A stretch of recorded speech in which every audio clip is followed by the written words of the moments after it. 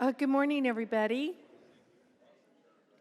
Nice to see all of your beautiful faces out there and big, beautiful smiles. Thank you for coming to this session, which is creating new ground upon which we can live, turning brownfields into affordable housing.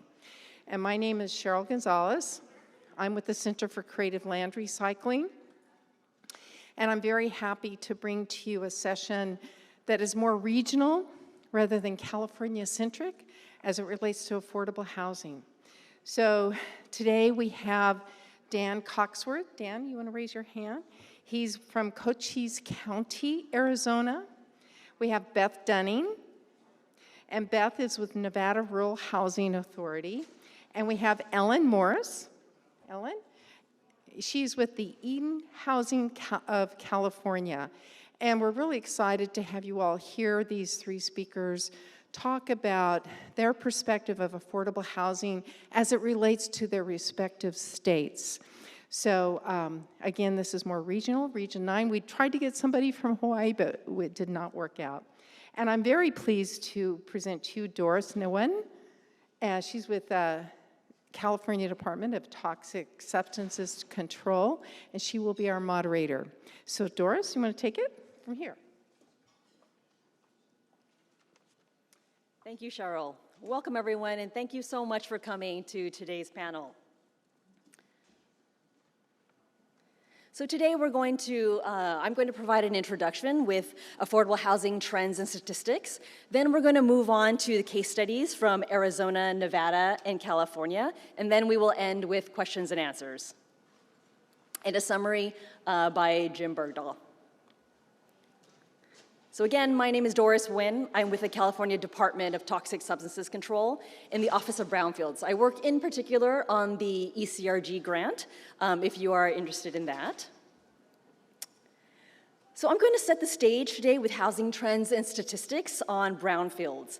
Then Dan, Beth, and Ellen will provide specific case studies on how they were able to make it work in their areas. Dan and Beth work in more rural areas of Arizona and Nevada, while Ellen works in more urban areas of California. So if you are interested in any of those types of areas, then this is the talk for you. There seems to be a growing demand for affordable housing across all three states, with limited housing available. Many households are severely burdened, and they spend half of their income on housing. Insurance costs have also skyrocketed, and this is compounded by the rising cost of construction. Additionally, land availability is becoming more scarce to the point that new construction and property rehabilitation can't keep up with affordable housing. For example, you can see in the table here that the extremely low-income households, there are 20 homes available per household, and it's even worse in Arizona. So you can see on that first part of that table. It's not all doom and gloom. On the brighter side, all of these factors make brownfields development much more attractive. And that's due to the potential for reduced land cost and proximity to services and jobs. It is that proximity that can also help you score well when applying for grants and other types of funding to help you offset the costs of the cleanup. So over the next few slides, I'm going to set the context for each state. When our representatives will discuss their case studies and explain how they were able to make the housing work, and including their funding strategies. Arizona does have a few interesting laws that don't support affordable housing. For example, a city can't prohibit short-term or vacation rentals, and their gift clauses prevent the use of tax increment financing, rather. However, they do allow single-family properties to have at least one accessory dwelling unit. And in some circumstances, they have found success where the local agency will partner with a private development firm instead of trying to develop it on their own. Although this is helpful in Cochise County, where Dan specifically works, they are still short 25 to 30% in Section 8 housing to meet their needs. Statewide, at $14 minimum wage, someone would need to work 76 hours to afford a one-bedroom house at fair market value, which underscores the need for affordable housing. Moving on to Nevada, they have a different situation in that approximately 80% of their land is owned by either the federal or the state government. Land on the outskirts is hard to develop because it has limited access to transportation and resources. The state is working on trying to get more state funding resources, but the issue is compounded by the multitude of short-term rentals in the state and the lack of contractors. They mentioned that they actually have to bring in people from other areas in order to work in the outskirts in Nevada. As a comparison, with a $12 minimum wage, someone would have to work 85 hours to afford a one-bedroom at fair market value. And with California has managed to make some progress by increasing affordable housing and streamlining some of its processes, but the shortage is still severe. In California, affordable funding sources prefer infill development next to resources in transit, which supports brownfields development. Oftentimes, there is free or donated land that helps with the costs. But despite this, the dissolution of the redevelopment agencies, as you all know, in 2012, did make it more difficult to create tax increment financing districts. In California, at a $16 minimum wage, someone would need to work 96 hours to afford a one-bedroom place at fair market value. And this is the most difficult of all the three states. So despite all these things that I have said, that are going against cities and builders in all three states, these three groups have found success in developing housing. And they're going to share their case studies to explain how they did it. So first, we're going to start with Dan.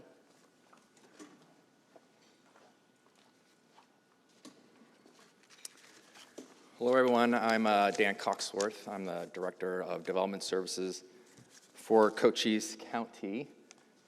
I'm thrilled to be here today. Thank you for having me.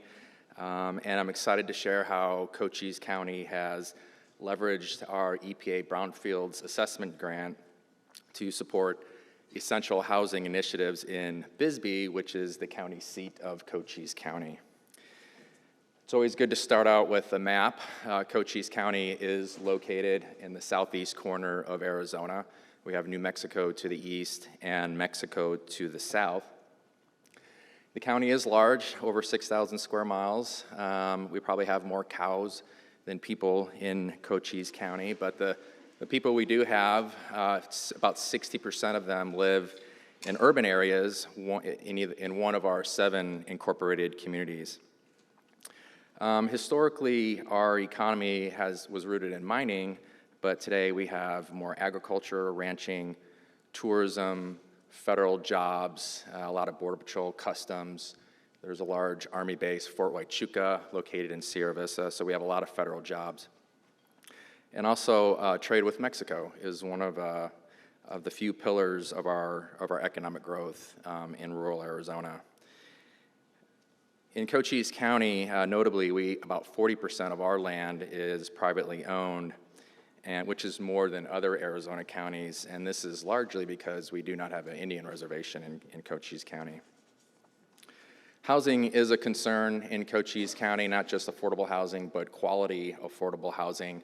We're not growing very fast compared to other parts of the state. Also, we have some new commercial developments, a lot of solar arrays that bring in a lot of construction workers that need temporary housing. And also a project that we're real excited about is a new commercial port of entry that, it's kind of hard to see, but it's located near Douglas. This is a $400 million investment by the federal government to basically put a new hole in our international border to increase trade with Mexico. And that project is going to bring, it'll probably start within the next 18 to 24 months, and it's going to bring hundreds of construction workers that are going to require housing. We're not quite sure how to address that issue right now, but we are looking at our zoning regulations to see what can we do to make it easier for them, maybe allowing more RV parks or making it easier for RV parks, since most construction workers do kind of arrive sometimes with their own housing with RVs. Cochise County has been fortunate enough to secure 3 EPA grants that have been instrumental in our redevelopment efforts. These include 2 assessment grants, primarily used for Phase 1 and Phase 2 environmental assessments. And we're currently in the process of implementing our revolving loan fund program. These grants have provided essential resources for helping to revitalize our communities, particularly addressing the needs for more quality, affordable housing in Bisbee. We've been real successful in rolling out these grants and finding projects, basically identifying and implementing projects through the EPA Brownfields grants is largely due to the strong partnerships and the collaborative spirit that we have in the county with our 7 incorporated communities. We realize being small and rural, we can't operate in silos. We have to leverage the resources that we have available. My department has intergovernmental agreements with the 7 incorporated communities to provide planning services for planning purposes and also for building and inspections. They're small communities, they really don't have the capacity. It's also difficult in rural Arizona to attract that professional help. So I'm going to turn our attention now to Bisbee, Arizona, which is a very charming community and a historic gem nestled in the Mule Mountains. Bisbee's rich history and unique culture and vibrant art scene make it a standout across the state. However, despite its charm and its steady flow of tourists, it does face significant challenges, particularly from a declining population due to a shortage of quality, affordable housing. We're seeing a lot of out-of-town buyers and short-term rentals, which we can't really regulate in Arizona, which has driven up the property values in Bisbee and the rents, really further exacerbating the problem or the shortage of housing. Bisbee is about 5,500 feet in elevation, so we get a lot of out-of-town buyers from Phoenix and from Tucson that have second homes, and when they're not there, they use them as Airbnb. So it has a tendency to kind of drive out the service workers that work there because it is mostly a tourist town. The mine that was there is really in a reclamation process right now. So we're not just using the EPA Brownfields grant in Bisbee.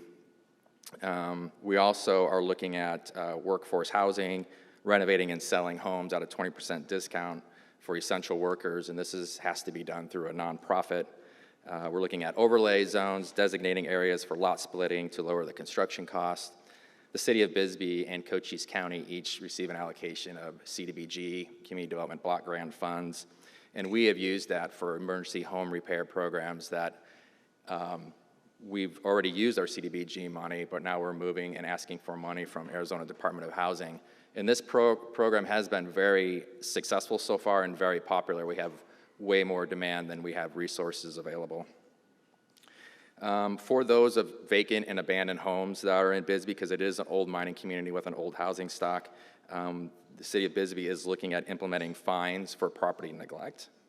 And then really the low-hanging fruit is reduced fees or fee waivers to incentivize developers to build more affordable housing for the workforce.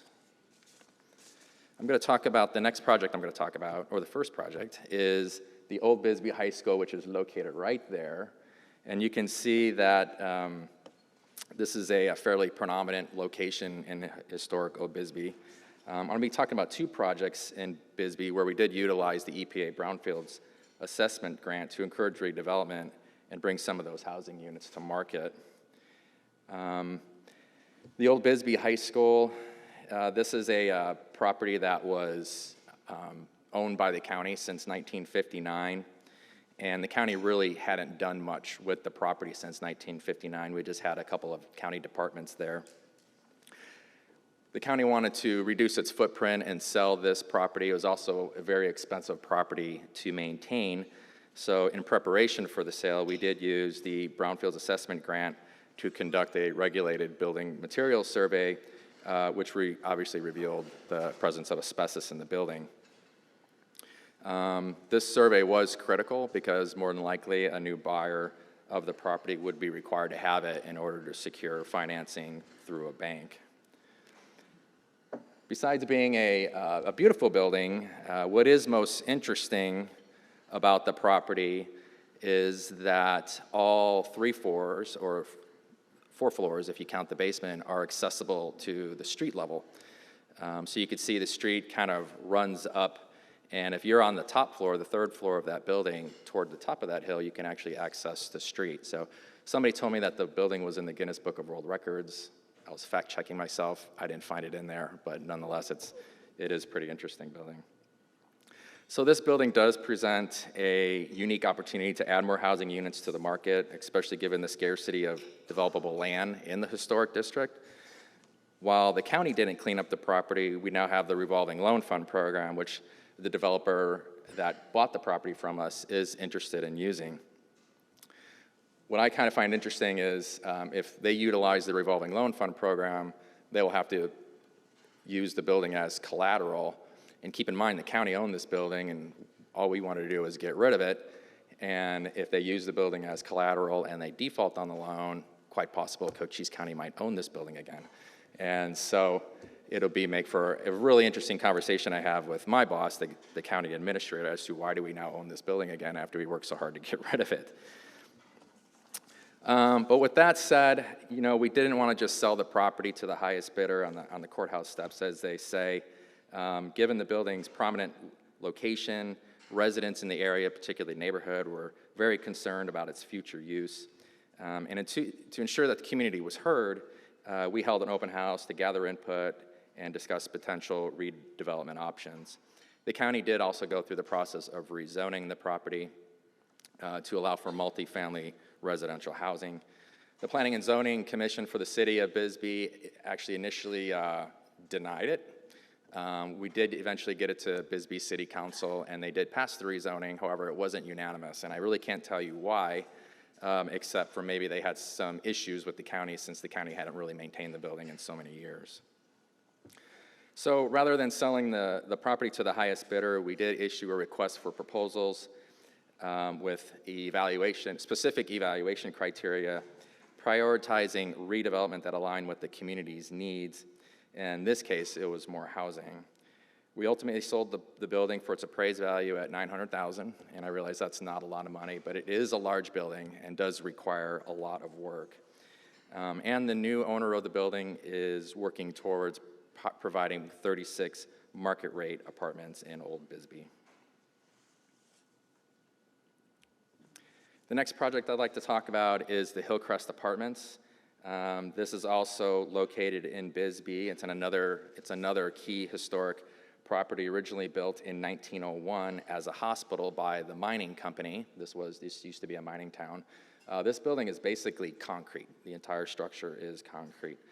Using the EPA Brownfields grant, we conducted phase 1 environmental assessments, a regulated building materials survey, and a site reuse study, which was crucial in planning the redevelopment of the building into tax credit low-income housing.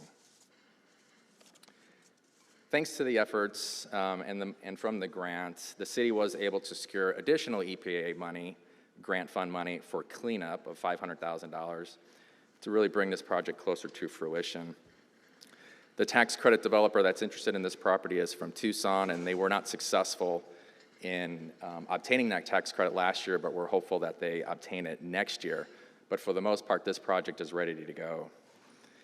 Brownfield sites in Bisbee are highly desirable because they are among the few viable options for development in that community. These structures are ideally located close to services where people really want to be. And most importantly, they are large historical structures that are integral to the community's identity. The main challenge is the cost of development, and I'm getting the hook here, sorry guys. But there are not a lot of options for development of green space or green properties available, so they have to really turn in Bisbee to these brownfield sites. So in conclusion, the EPA Brownfields grant has been very helpful, and Cochise County's use of the EPA Brownfields grants has been supportive in addressing the housing challenges in Bisbee by combining strategic planning, community input, and strong partnerships. We're revitalizing properties, but we're also revitalizing the community. Thank you.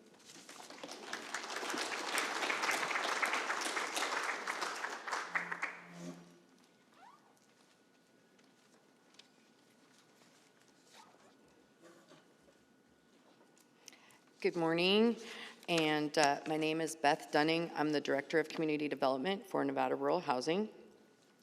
Our mission is to promote, provide, and finance affordable housing opportunities for all rural Nevadans. We cover a large area. So what is rural in Nevada? Anything with a population under 150,000 people. We serve Nevada's 15 rural counties and the rural portions of Clark and Washoe counties. That's a coverage area of 110,000 square miles, and it's home to 1.3 million Nevadans. We have 4 lines of business in our agency. We provide rental assistance. We provide home ownership opportunities through down payment assistance and mortgage credit certificates. Our community development department does mostly multifamily to date. We acquire, preserve, and rehab existing units. We do construction of new units, and we maintain and manage our own properties. We are also exploring some for sale properties to address the workforce and the missing middle.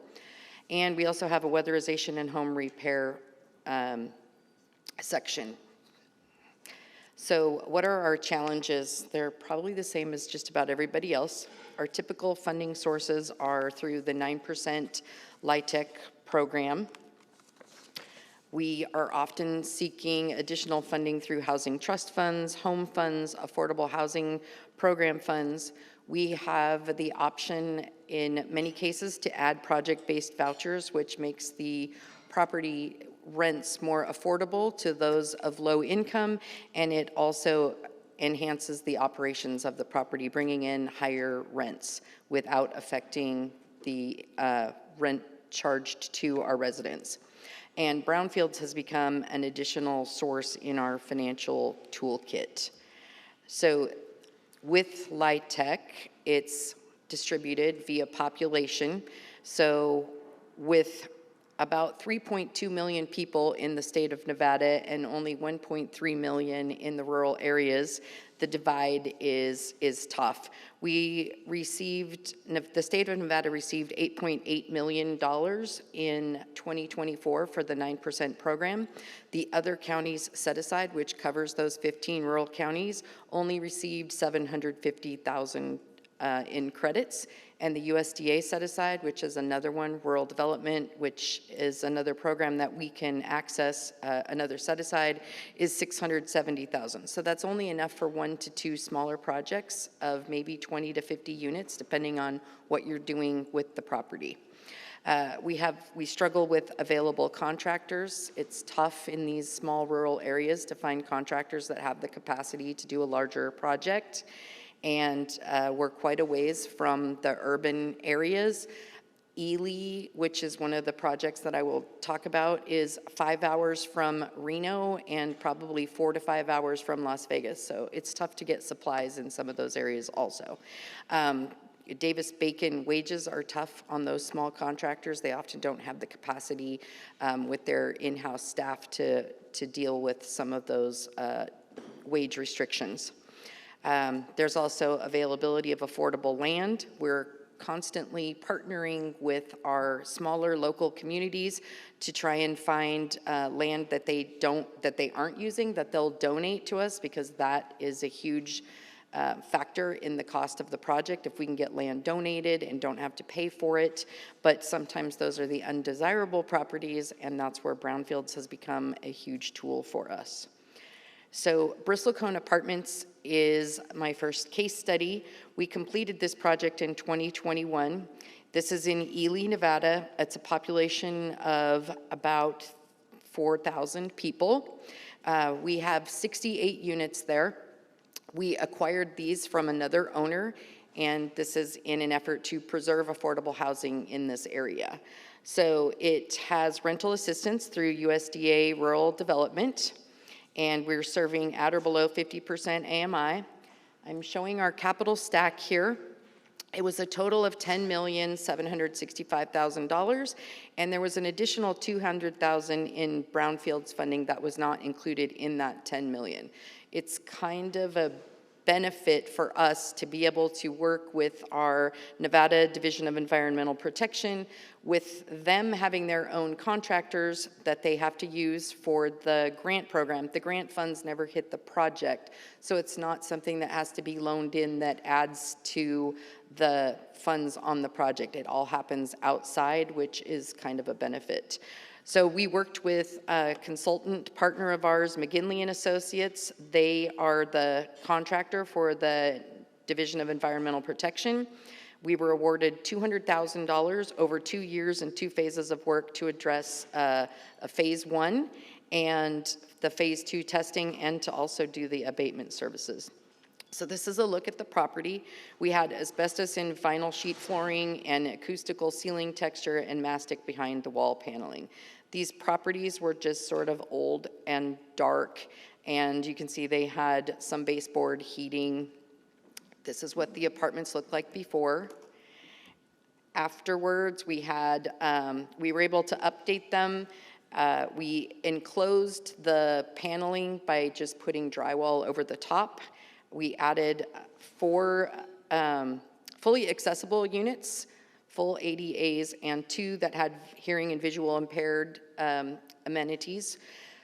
We added community spaces, a computer lab, all of the stuff that goes with the LIHTC application. And so now this is a picture of our new fully accessible bathrooms in the units, and they're brighter and more open, and they created a nice place for those residents to live. Pioche Apartments. Pioche is a very small town, 1,100 people on the border, on the eastern border of Nevada. And we have acquired a property there through another partnership with Clark County, or Lincoln County. They owned a property, and it was built in 1944 by the War Department. Not a lot of upgrades had been done. They gave us the property, and we applied for tax credits. We have a total budget of $15,705,000. We worked with the EPA on a targeted brownfield assessment for our phase 1 and phase 2 testing. They found some asbestos, lead-based paint, and the soil around the buildings was contaminated from lead. So we are also working with the Division of Environmental Protection now to do abatement, and we've been approved for $168,200 to date to get that done. So this is what the project looks like. There are 5 existing buildings. 1 had been burned in a fire in 2019, and nothing had been done with that. So this is what the exteriors look like, and the burned building. We have now torn down the burned building and the first 2 buildings in the project. This is pictures of the interiors. You can see they're very small, tight spaces. Once we are complete, we just started construction in June, so once we are complete, we'll have 6 brand new buildings for residences, and we will have a community office building.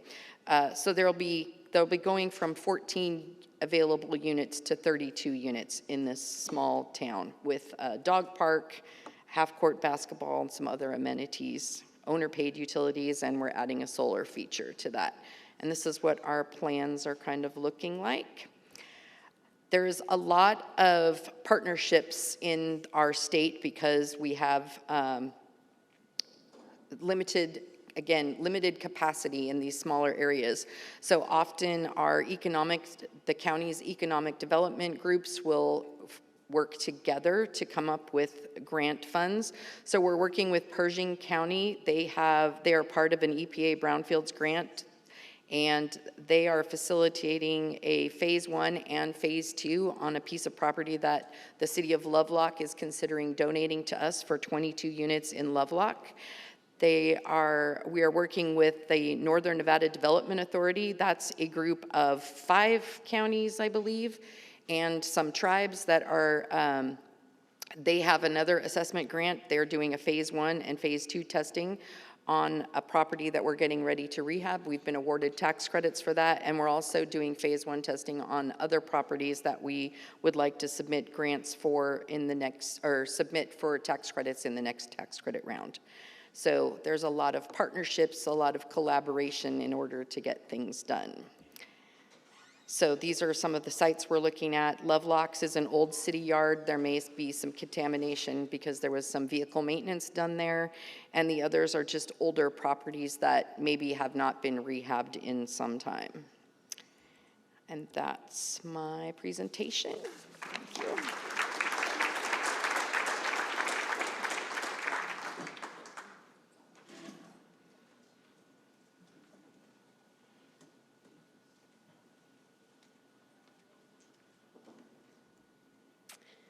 Hi, everyone. My name is Ellen Morris. I'm Director of Real Estate Development at Eden Housing.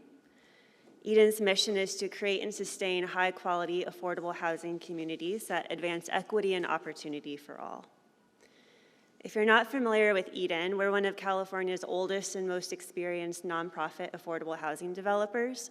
We were founded in Hayward and Alameda County over 55 years ago.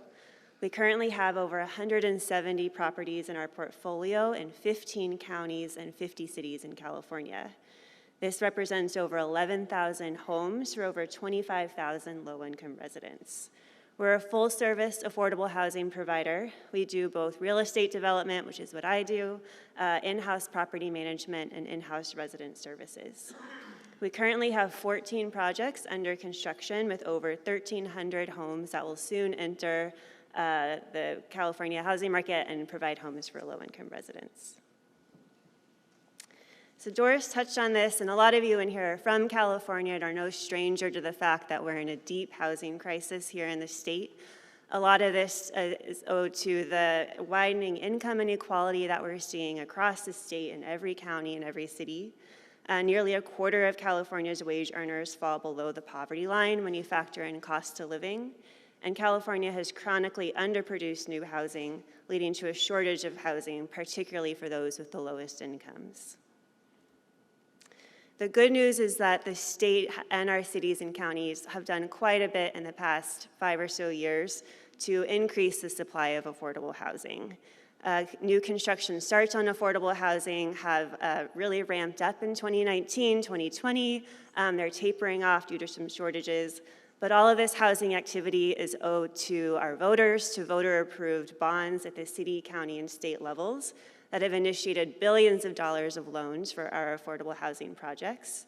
There are also new state laws, the most notable of which is SB 35 and SB 330, that allow for streamlined entitlement processes. So to get your planning permit before SB 35, it could take 2, 3, 10 years and a lot of litigation to get our projects through the planning process and approved by our city partners.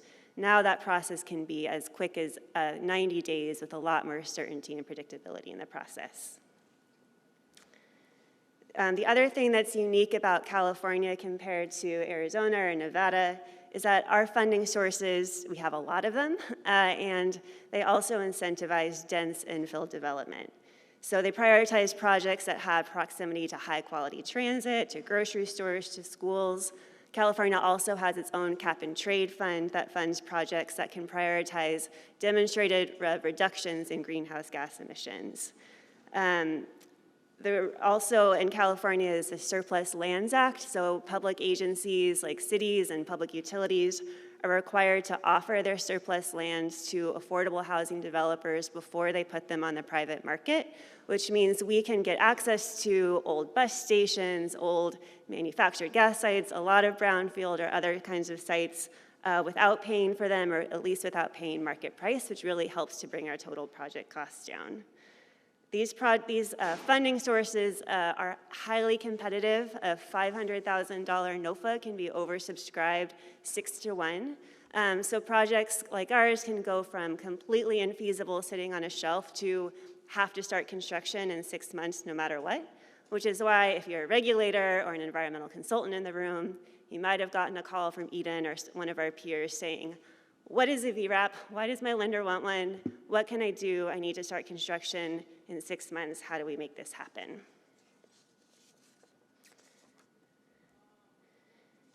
So to give an example of a couple of projects in the Bay Area, all of these we're working with DTSC on infill brownfield sites. The first one is called Legacy Court, and this one is in partnership with the Community Housing Development Corporation in Richmond, California. Is anyone from CHDC in the room. Yes, thank you. This project is truly a legacy. CHGC started to acquire the parcels for this project all the way back in 2002 and completed acquiring those parcels in 2011. Eden joined the partnership in 2019 and has been working with CHGC to bring this project toward construction. Once constructed, it'll be 43 units of affordable family housing in North Richmond. And if you're familiar with North Richmond, it's one of the major environmental justice communities in the Bay Area, located right next to the Chevron oil refinery. So CHGC and the City of Richmond and all of the great partners in Richmond have been doing a lot of work over the past decades to bring justice to this community and develop affordable housing. This project is Eden's only project that actually has an EPA revolving loan fund award and an ECRG grant. That's entirely thanks to the foresight of CHGC and the City of Richmond. We also have low-income housing tax credit funding, funds from the City of Richmond, Contra Costa County, and public project-based vouchers from the Contra Costa Housing Authority. Total development costs in California are very high, as you've heard. This project, inclusive of land, comes out at almost $1 million a unit, or $40 million in total development cost. This site, one of the sites as a part of the scattered site project was proximate to former gas stations and dry cleaners. So when the soil was tested, we found all kinds of everything, lead, VOCs, and so DTSC oversight was initiated in November 2019. DTSC approved the remedial action plan, the removal action work plan, in 2024, and remediation is currently underway. This is a project that had a lot of stops and starts over the year, but we received our final tax credit allocation earlier this year, and we're planning to close our financing and start construction next month, pending DTSC sign-off.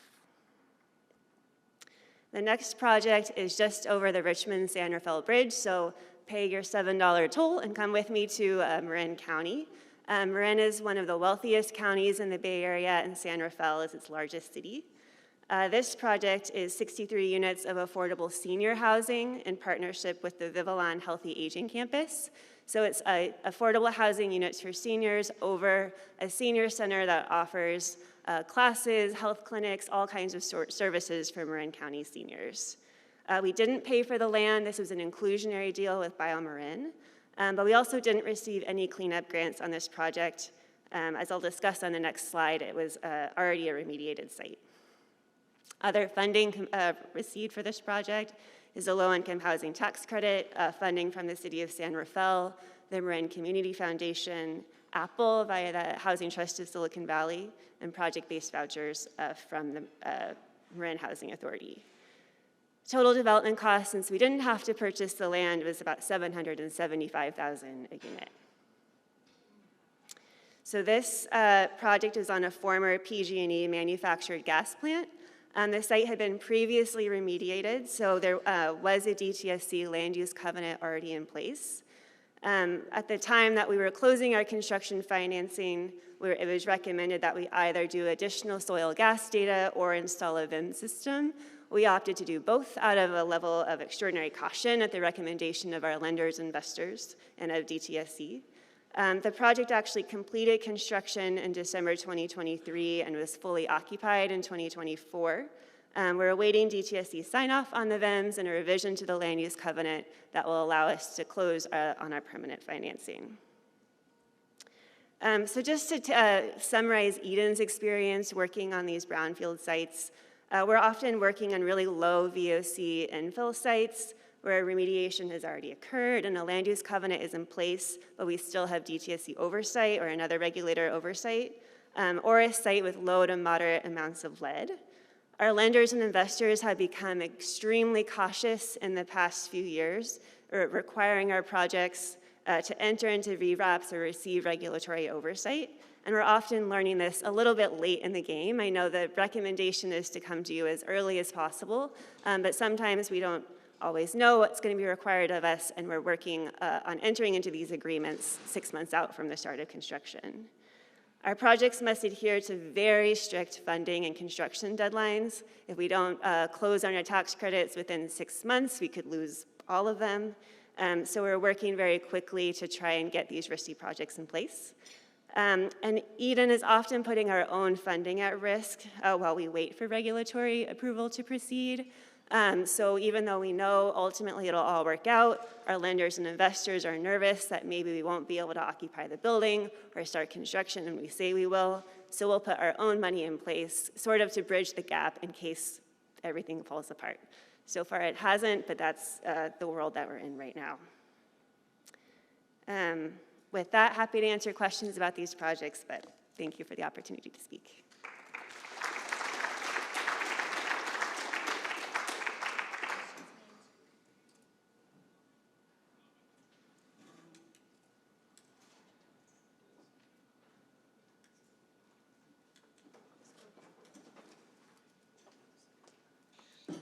All right, thank you, everyone. So at this point, we're going to open it up to any questions that you might have.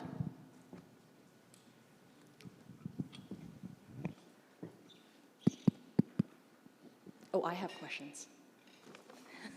No? No one? I'll let you guys all go first. Anyone? All right, let's start with mine. Oh, Jim. Jim, do you want to come and summarize everything, and then we'll do the questions and answers? Okay. This is Jim Bergdahl with Seaclair.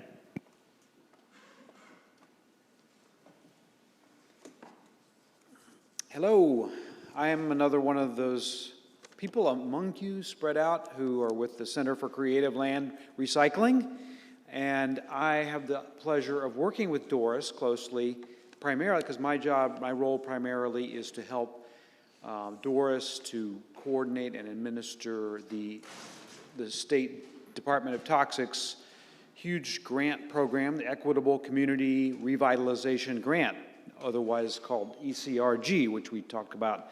And that was part of the funding for Ellen's project in Richmond and parts of 50 or 60 other projects around the state which have received that funding over the last 2 or 3 years.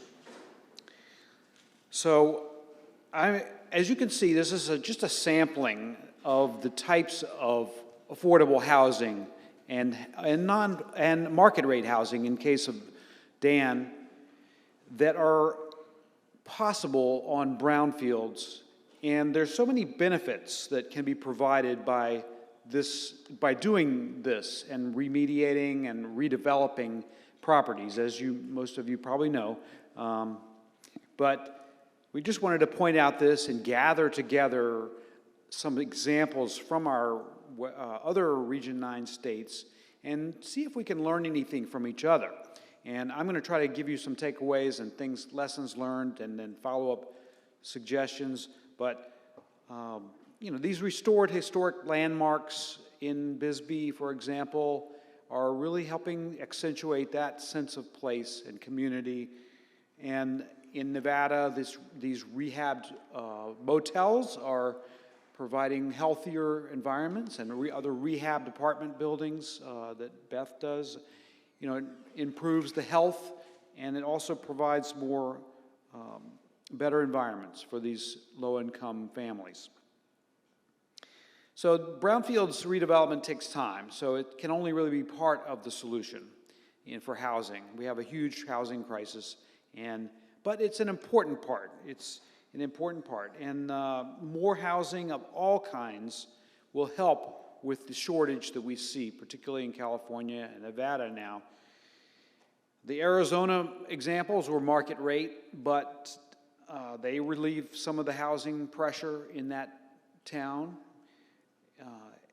We also found some examples in Arizona. If you're interested in affordable housing, there's a nonprofit subsidiary of Catholic Charities called Housing for Hope in Arizona, which is doing some motel conversions into affordable housing, similar to what Beth did in Nevada. And in Nevada, the crisis is a little more severe than Arizona, and the Rural Housing Authority model in that situation, and the funding that she can bring, is really essential. So in California, we've had a huge crisis for a long time, and you know, fortunately, the past 5 years, the infusion of money from the state and federal government is starting to make a difference. We're definitely seeing a difference now from the last 5 years of funding, and vacancy rates are starting to ease in some areas. But, and the brownfield housing policies and regulations, as Ellen and others pointed out, can hinder it or can help it. You know, it's like very difficult to do this. This is not a housing 101. This is 201 or 301. So if you're doing this work, congratulations. You know, and if you're just interested in the work, there are resources out there, but just know that this is going to take time to develop that expertise and that experience to be able to do it successfully. There's special funding, you know, as far as cost goes. You know, that's one reason we had them highlight the cost of the projects. Oops, I'm sorry. The cost of each project, because there are special funding sources out there in each state, and the funding availability is unpredictable, and it's difficult to understand. The grant requirements are complicated. So that's why people like us up here on this panel are here to help you. We're hopefully going to be able to provide you, if you're interested, in more opportunities, more resources, and just commiseration or guidance as you go through this journey. In fact, I want to invite anybody who wants to connect with other affordable housing professionals or people doing this during lunch. I'll be at a table up here in front, and if you want to join and talk, ask about how we can help.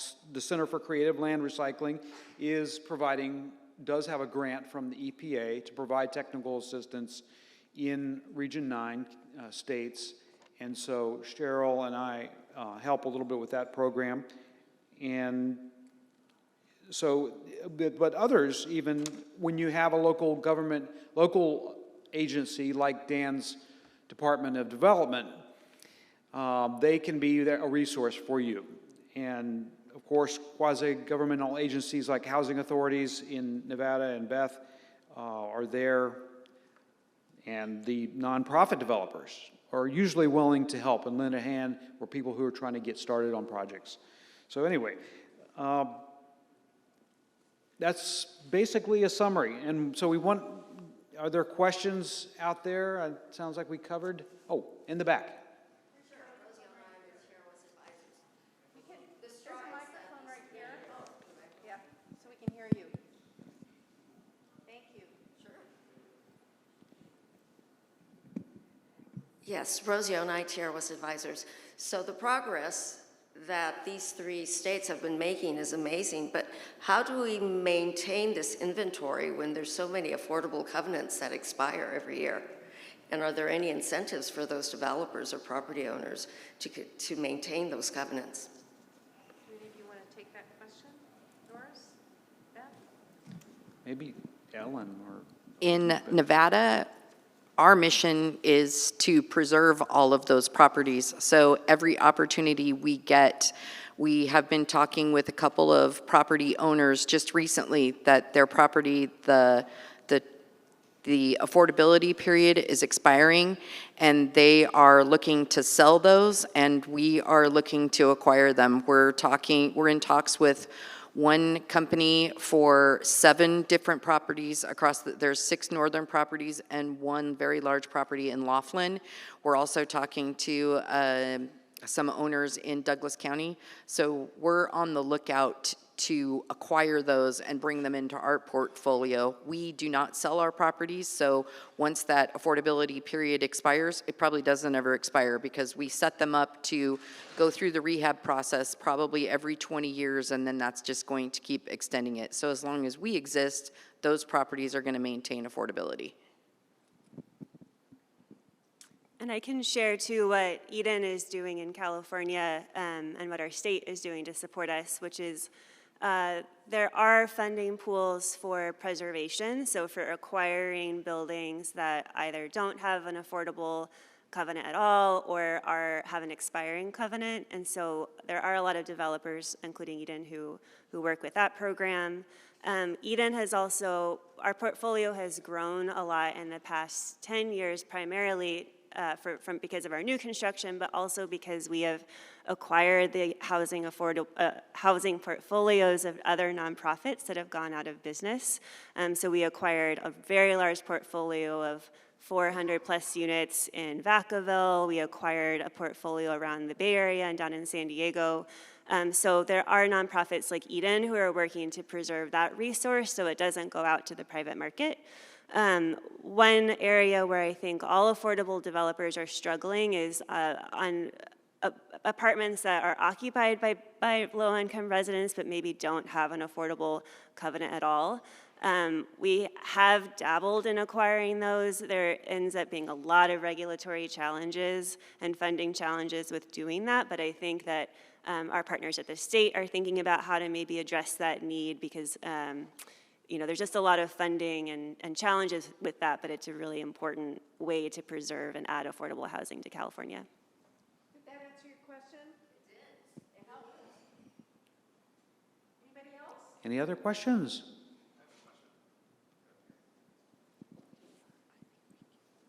Well, first and foremost, thank you for the great panel discussion. I really enjoyed it. I have a question for Dan. You mentioned an RLF that you all have established. Is that an EPA-seeded RLF that's strictly committed to brownfield redevelopment? And if so, what are the loan ranges and what are the typical terms that you offer? Yes, it's a EPA Brownfields grant. We're getting ready to do our first sub-grant, actually, to the city of Bisbee for some buildings that burned down in their historic district on their main street. And the grant was funded under the Bill Act, so we don't have a match requirement. We had looked at this before and said we don't want to have to figure out how to come up with $200,000, 20% match of the million that the grant would require. So we got lucky in that respect, with no match requirement. If there's any EPA officials here, you should keep that. And so we're offering pretty much low interest rates, probably not more than 3%. As interest rates come down, that'll become less competitive. But I am encouraging the city of Bisbee. I'm giving them good terms on they're getting a sub-grant, and I'm giving them a little bit more than what they were asking for, but in return, I'm asking them to borrow some of my loan money to get our revolving loan fund going, and basically not requiring any payment for 6 months. And I think what they're going to do is probably borrow that money and repay it within 6 to 12 months, and then that money can then be recycled for other purposes or to loan out as well. So, Yes, thank you. And I forgot to read our closing slide that we're trying to include in all the sessions about what will you build from the ground up, and how we answer that for this panel. So I'm just going to read what we have on the side screens, but the point is we're trying to make Western states need new affordable housing to accommodate the growth that's happening. And urban areas already consume more land than sustainable. So we clean up abandoned and contaminated property to create places for homes, creating new ground. We rebuild the ground people can live on. So that's why we're doing this. And if you have any other questions, feel free to come talk to any of us afterwards. And I'll be up here at one of these tables during lunch. Doris, any closing? Are there any other questions? Yes, please come up.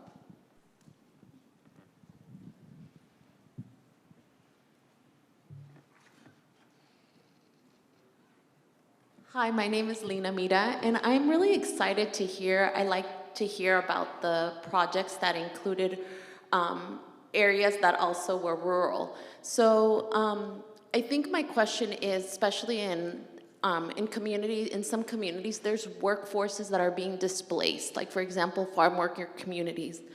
Is there any housing that is being created for them. Our farm workers are some of the very impacted community people, and they live in very substandard housing. And I want to know what solutions there are or what possibilities exist. Dan, I think you were talking about RV housing and bringing that in? Yeah, that's really one tool, I think, in our toolbox is to make it more permissive in our zoning regulations, really to address kind of what we see as, these construction jobs that I mentioned in the county, because we really need more temporary housing in the county. As I mentioned, we're not growing very fast. We're not growing like the Phoenix metro and the Tucson metro areas. Do you guys want to? I can share a little bit about what California is doing. We do have, my answer is always, there's a funding source for that. But there is a funding source for that. It's the Joe Cerna Farm Worker Housing Grant Funds. And so those are funds that the state gives out that are paired, so they can pair with USDA RD housing loans or just with traditional tax credit financing. And then we also, Beth and I were talking last night about what California does differently to help prioritize rural housing. So our rural housing developers have their own pool of funding to compete against, so they're not competing against big urban projects in the Bay Area as much. So California is trying to prioritize farm worker housing, especially after the tragedy in Half Moon Bay last year. And so there are, there are smaller projects, they can be harder to finance, but those are a few of the ways that California is trying to build more farm worker housing. We have about 3 minutes left. Any other questions? 3 minutes left. We're giving prizes for the best question. I might not win. So I'm coming in from a reporter sense. My name is Zarina Karazada with Spectrum News. I was just wondering, are we seeing a lot more interest from developers for these brownfield sites? This might be for a question for you, Doris. And then the other part is, once they're getting built up, are people hesitant to come in to these sites? Or what is the reaction there that you're seeing? I have an interesting perspective because I am both a previous housing developer and then also who used to build in brownfields, as well as I currently work at DTSC. So we do find that there is an influx of people that are interested in building in these areas because that's kind of all that there is left. I mean, all of the easy ones, all of the clean ones have already been constructed. Right? And so there's only what we call the difficult ones left and a lot of them are brownfields. People used to shy away quite a lot, and it used to be a very niche environment where people would come and do these cleanups, and it took a lot because it's so technical. And so now there are a lot more people that are, developers want to stay in business, they gotta want to keep building. They're beginning to learn all the ways to process these, and it's been quite a learning curve. I will say that in the community, it is also a learning curve, as well as people who live in these communities. So, for example, I did for a for sale product. In the for sale product, you did have to teach them a little bit about if you put in a vapor barrier, you had to put it in your land disclosures, you had to explain to them because when they managed the HOA, they had to learn to maintain it and things like that. So yes, there is a learning curve in that sense.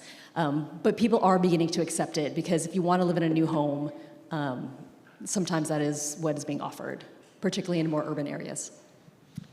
Thank you. Well, I want to thank all of you for attending our session, and I hope you all have some good takeaways from this session. I really want to thank our panelists, Doris, Dan, Beth, and Ellen, for bringing their expertise and experience to the table to share with you all across multiple states. And again, I'm sorry I couldn't get Hawaii here, but I think we got a good panel, don't you? Can you give them a round of applause? Thank you all.